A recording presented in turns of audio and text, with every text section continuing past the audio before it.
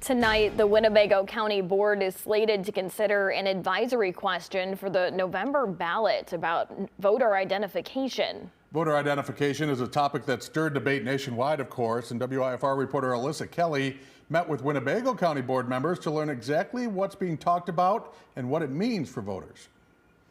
Everybody should be completely confident that when we vote, that the results are accurate. Having this on the ballot as they have it is actually a piece of political theater. Winnebago County Board member Paul Arena hopes to bring a question to voters on the November ballot. There are a lot of people in our community who question the integrity of elections, and that is a big problem. The advisory question would ask if the Illinois General Assembly should require voters to show a valid government-issued photo ID. This initiative is not about questioning whether past elections were valid.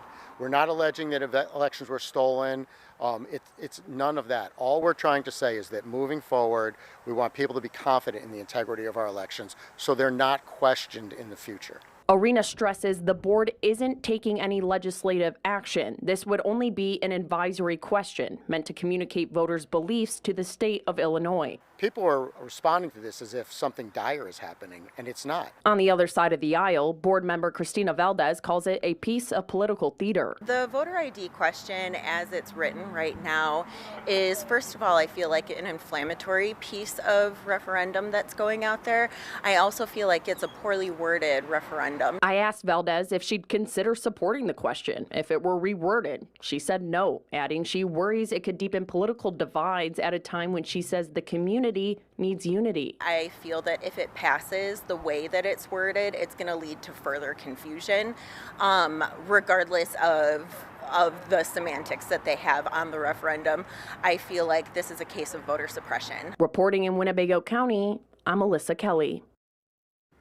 Board member Paul Arena tells WIFR he's been researching what state law actually says about voter ID. He says he asked the state's attorney's office for a legal opinion and plans to hold the item over for a week so he can hear back before the committee votes.